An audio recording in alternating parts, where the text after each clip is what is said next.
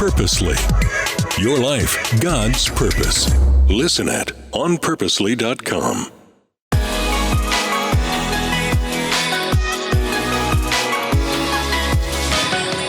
Welcome to the Bonfire. My name's Jesse Bradley, and the Bonfire is a place about God's presence, where we gather together, we grow, and most of all, we experience God's presence because there's nothing greater in our lives. And as we journey together, embers that sometimes can fade, we come together, and God stokes that fire in our lives. Today, we're going to talk about how to build something well. And we're all builders. We're designed to be builders. You might be building more than you even realize. There's a lot of ways to build. You might be building small things or extremely large things, but you can build momentum. You can build up people in your family. You might be encouraging and building up people with your words and your actions. You're even passing on what you know.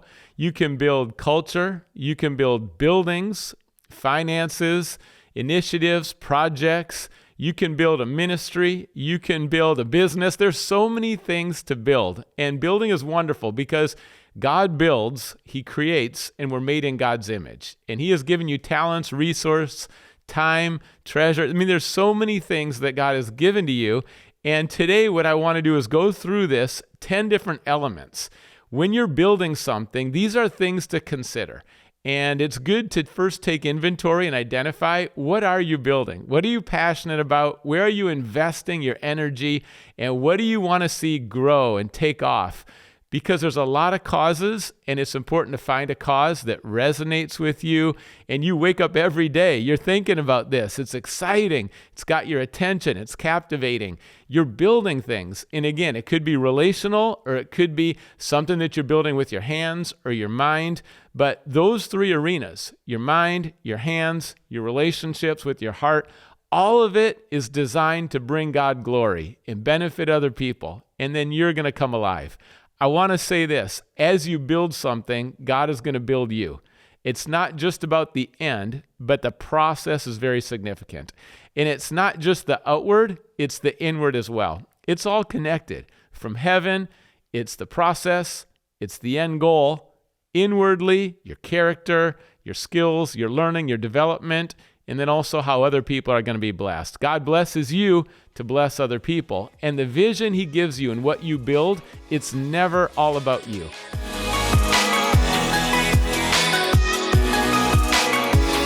Today we're going to focus on an inspiring story. At the Bonfire, we cover stories. We talk about stories, celebrate stories.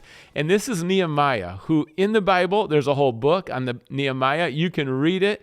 After you listen to this, you might be motivated to go check out and read that entire book. There's so much to learn. Here's the context. In this particular case, the people are returning from exile. Yes, they were united as 12 tribes, but they rebelled against God. So 10 in the north, 2 in the south. And then here comes the exile, because in the rebellion, Babylon comes, and God disciplines them as they're taken to Babylon. God helps them return home. He opens up the doors, and as they return home and they're coming back to Jerusalem, the city's in ruins. There's a lot of devastation. It's discouraging. If you've ever been part of something that was successful and it's not that way anymore, it hits you hard. Or if there's been damage done, it could be a natural disaster like a hurricane or a fire, or it could be something that you built and the business is no longer there, or the people have changed direction and actually they're not following the plan anymore and they're taking the whole thing down. There's a lot of ways that it can go wrong. In this particular case, it's a reminder that God invites us back to come home to Him first, and then to rebuild. And as Nehemiah and others return to their homeland, they can see there's a lot of work to be done. Now, here's 10 elements, almost like a checkpoint. How's it going with what you're building? And my hope is that by going through these 10, it's going to add value. You're going to gain some insights. God's going to talk to you about how ultimately the fire can grow and what He wants to build. It can expand, it can accelerate, it can progress through you. And not only through you, but in you. God's going to do some special things. So let's get started. Here's the first one, and it's listening. Nehemiah is a listener. A lot of people today aren't good listeners. They don't listen to other people, and they don't listen to God. Nehemiah takes time before there's any action. Now, he's definitely a man of action, but he's wise enough at this point to know he's got to listen well. God communicates through his word, the Bible, and also through the Holy Spirit. If you want to listen, God reveals more. And it's important when you start to build, because unless the Lord builds, then those who labor are going to labor in vain. And Moses said this to God: if your presence doesn't go with us, don't even send us out from here. Nehemiah is making sure he's listening to God, he's in step with God, it aligns with heaven, and he takes some time. He takes some time to fast. Fasting is undervalued, and a lot of people just don't fast. But when you fast, you're giving God your attention. There's a loss because you don't enjoy the same food and entertainment like you usually do, but there's a closeness with God. When you're fasting, you're basically saying, God, I'm hungry for you. I'm hungry for your wisdom. And you're saying, God, I'm available. What do you want to do in me? And as Nehemiah's fasting, he's also grieving. That's important at the start of the vision. When God has something for you to build, it's going to be close to your heart. And it's probably going to be that you're not thrilled with the status quo. How things are right now is not how you want them to be, what they could be, what they should be. It's okay to grieve. That grieving and that pain might be part of the awakening that God wants to bring, and it might motivate you to roll up your sleeves and get busy.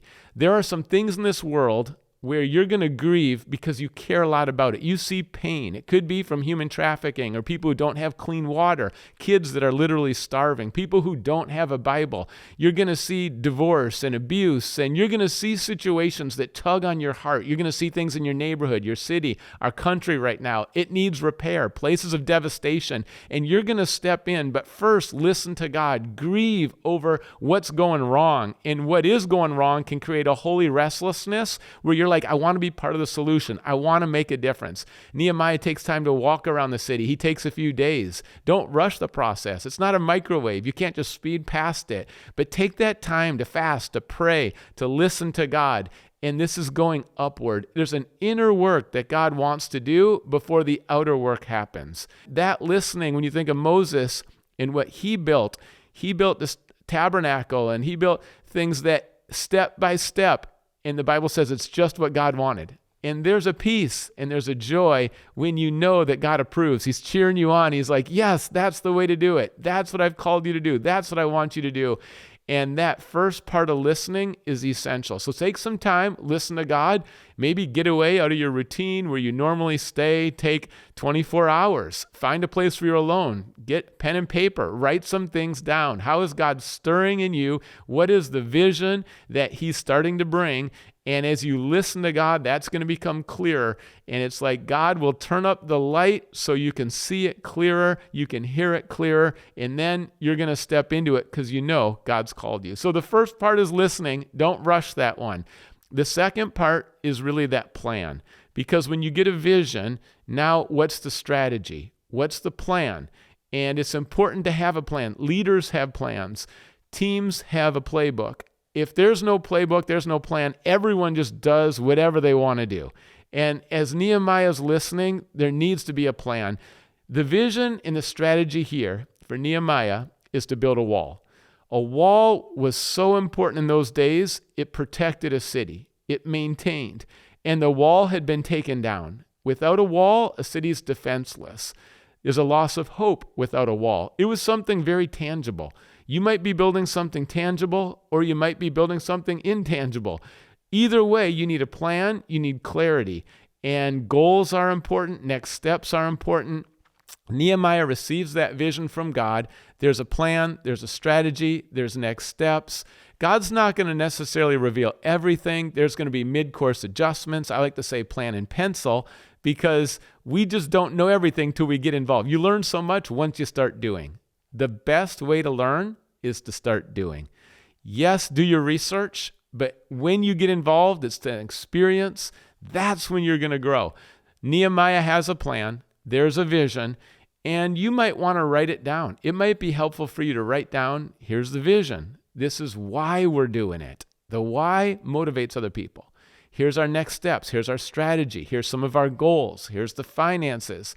Someone approached me this week. They're planting a church, and they laid out the vision. I thought, this is excellent. They've been listening to God for a while, and there's a lot of clarity. You need clarity with the plan.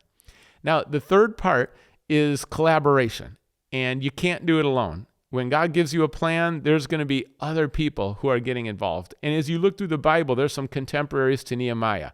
There's Ezra, and Ezra is one of those prophets. We all need an Ezra in our life. Ezra is not just going to say, yes, that sounds great to everything. You have some people that no matter what you do, they're going to say, oh, that sounds wonderful. That's awesome. Great. Go for it. That's not Ezra. Ezra's someone who's going to bring truth. Ezra's someone who's going to bring what you need to hear, not what you want to hear. Ezra cares about people's spiritual lives, not just that they're doing the right thing, but how are they doing in their walk with God? Ezra goes deep, and Ezra is someone that's going to help the nation return to God and honor God and walk with God. Again, make room for Ezra's in your life. In addition to Ezra, you have Zerubbabel. And in the book Haggai in the Bible, it's a short book. Haggai's a prophet talking about rebuilding the temple. So you have hearts returning home to God. Now you have a temple that needs to be rebuilt. And as they rebuilt, it wasn't as spectacular as the first temple. But like Haggai says, the greater glory is a later glory. And in this temple, Jesus Christ himself is going to be in this temple. It wasn't the outside that mattered. It was what God was doing and God's plan and God's restoration. It's important you don't compare and envy the past. When God does something new or different, celebrate that and move forward with God. And this temple work that was done, same time. In Nehemiah, he's building on the wall. He's not going to do it alone. He needs a lot of leaders. He needs people who are going to step up. He needs people who are going to serve. It's going to be a lot of collaboration. When God calls you to do something great, collaboration and partnerships, that's where you need to turn. You need to look around and say, who shares my vision and passion? Who has complementary skills? Where you're weak, you're going to need some people who are strong. Some people are strong in admin. Some people are strong in tech. Some people are strong behind the scenes. Some strong in leadership. Some strong in teaching. There's a wide range of gifts, and that's why we have the fullness of the body, and you need a team. It's important when you're in the room that you're not the smartest one. You're going to experts who understand things. They understand algorithms. They understand SEO. They understand hooks. They understand social media. There could be a lot of people you work with. They're going to be experts. They're going to know a lot more than you. Don't be intimidated. Don't be insecure. That's a really wise move to have people in the room who are smarter than you in lots of different areas. Collaboration is when you come together. Find people that their eyes light up when you share the vision. Their eyes don't glaze over, but they burn. They're like, could I please? I've already been thinking about this. I want to be a part of that. So as you share the vision, notice people's reactions. You're going to be excited, but pay attention to how they respond. And if they don't, that's okay. Bless them. Some of them are going to come in later. Some of them are going to come in much later. Some of them need to see it's legit and there's momentum before they jump in. There's going to be stages. But collaboration, look to see who you can lock arms with, and it's going to go much further together. Collaboration, don't try to do it all alone. You're going to get burned out. You're going to get discouraged. You won't go as far. I know there's a lot of independence in America on the West Coast, but you've got to come together. That was Jesus' longest prayer in the Bible, John 17, is that we would unite together. It's an answer to prayer. Every time we unite, unity glorifies God, and we can serve each other as we serve other people. And it's just a lot of fun. When you get a great team, I played sports. When you win championships, we won state championships and Ivy League titles, and there was just a lot of winning by the grace of God. But what made it fun was not just getting the trophy at the end. It was the team and the rides on the bus and the relationships, the friendships, like all that teamwork. That's going to make it a joy as you build. And you're just going to have memories and friendships that last far beyond the project as well.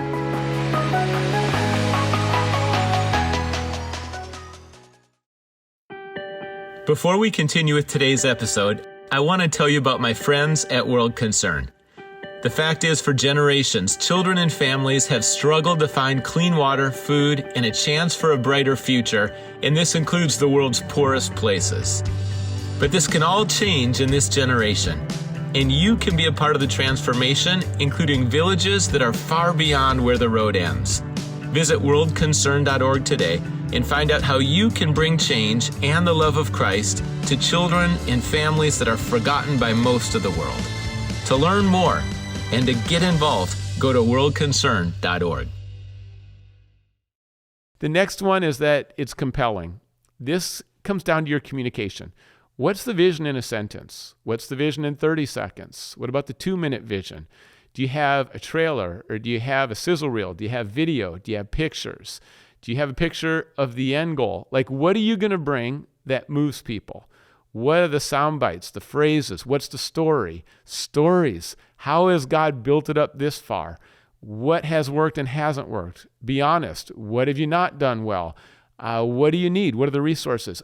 Compelling. It's got to move people. And as you communicate, do it humbly, honestly. Share your passion. Don't be too contained or just mundane, but share why you're doing it, what's important, opportunities to get involved. That kind of communication, it needs to be a compelling vision. Time is an incredibly valuable resource, and we're all feeling like our plates are full. So people don't just usually have a lot of margin and just looking for something. So whatever you bring and whatever you're building, it has to be such that when they hear it, they're just going to think, well, how would I not do that? Like, are you kidding me? They would almost have a fear of missing out in a good sense.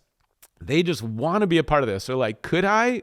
Like, you're inviting me into this? That's the kind of vision that you want to communicate. There's so many ways to communicate. And again, written and video are both important because a lot of people are inspired by what they see, and a lot of people need to read, think it over, have it be well thought through when you present it, and leave someone with some information. It's inspiration and information. It's not just facts, it's stories as well. Communicate both. Nehemiah does it incredibly well. Here's the next one, and this is number 5, and this is empowering other people. When you read through the book of Nehemiah, what you're going to see is a lot of names. Why are there so many names? Well, the names are important because the people are important. And when you have a project, thank other people. When you have success, name their names. Don't just try to steal the spotlight. The great leaders don't take all the credit. They give God glory, and they also are thanking people and mentioning people who are doing work behind the scenes. The bad leaders, they take credit if it's going well, and if it's going bad, then they start pointing the finger at everybody. That's not what Nehemiah does. He empowers people, and he gets them involved. He gives them a role, participation, and they own it. People get involved when they shape it and they own it. If you present everything and it's all completed, you've dotted every I, you've crossed every T, they're going to be like, okay, you got a slot for me, I get it. And they still might gladly serve. But if you can shape it together, you can get their input, you can learn, and whatever ideas they bring to the table, you start to incorporate those.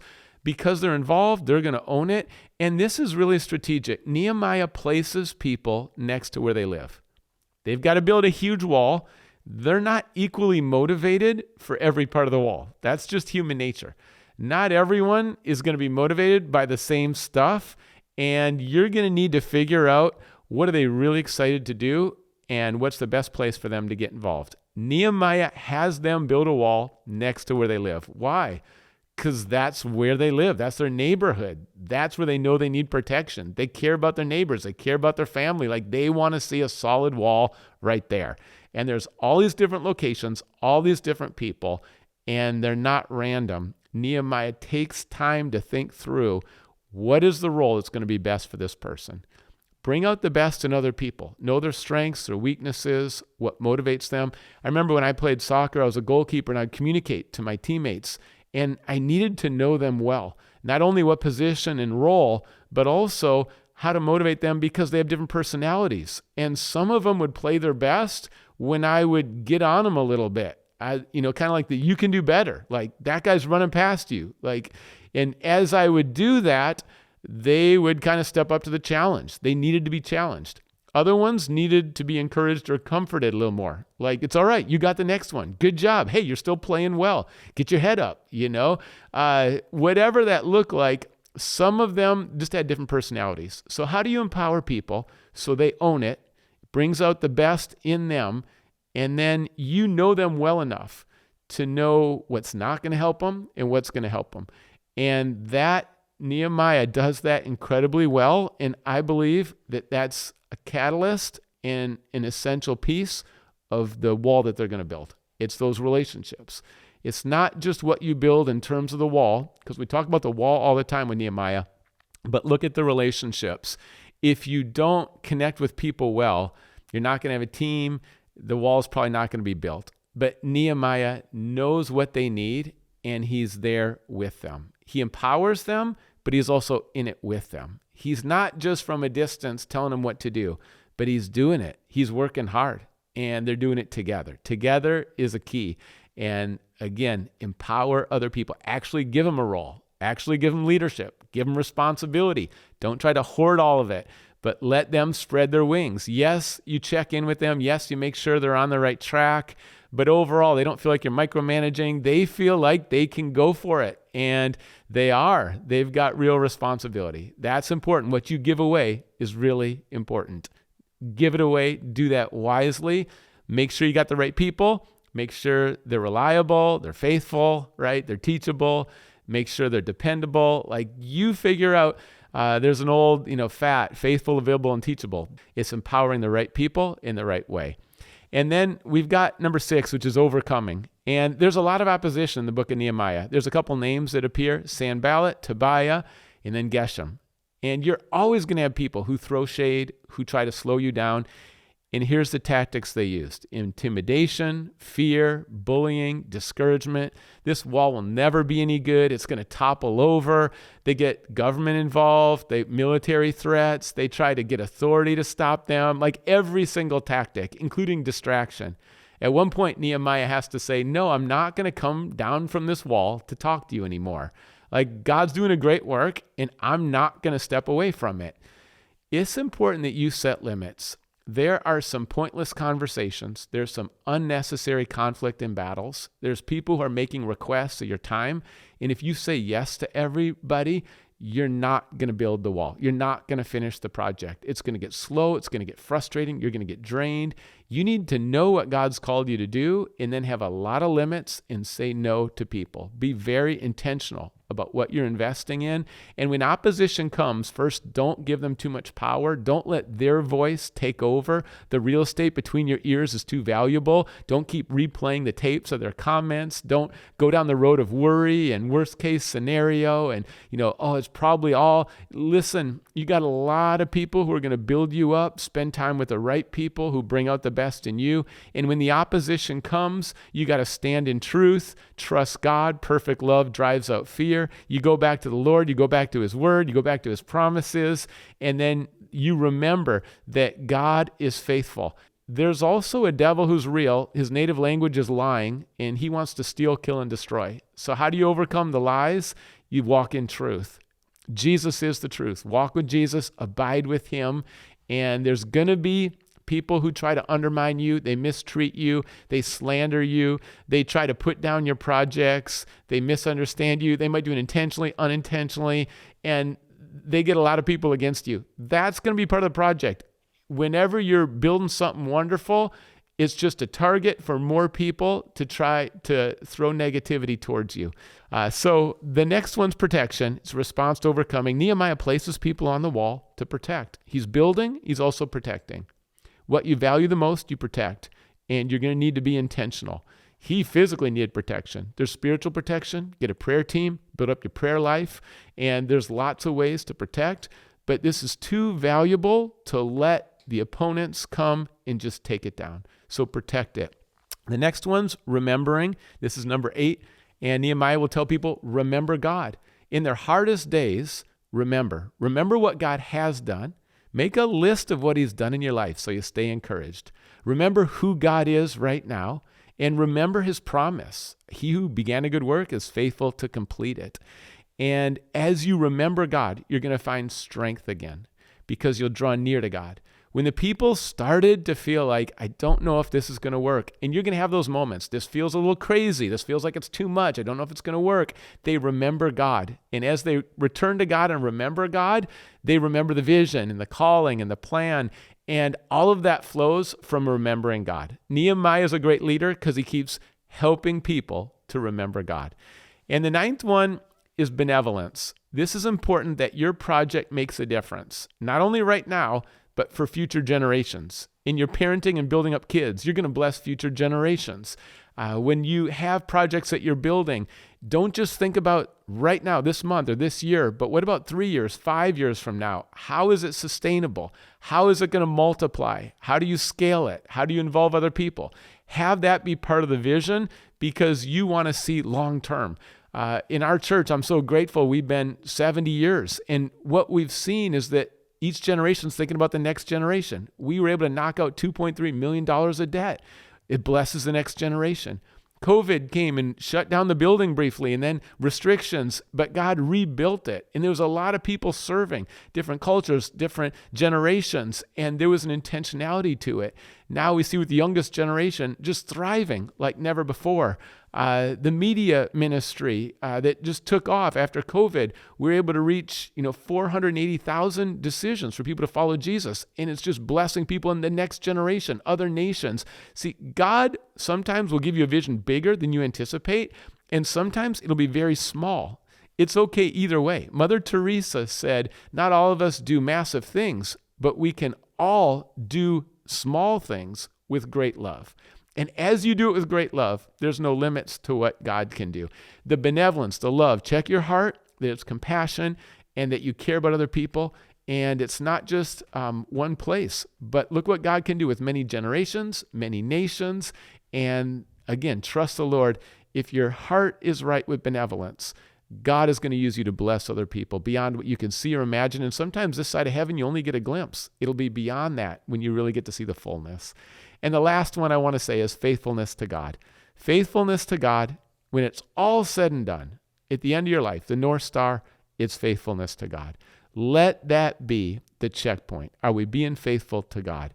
Make sure it's God's timing, God's way, and ultimately it'll be God's results. Be faithful and trust Him with the results. Faithfulness to God, you'll never get something better or deeper than that. At the end of our days, nothing will be more rewarding than to be able to say we were faithful to God.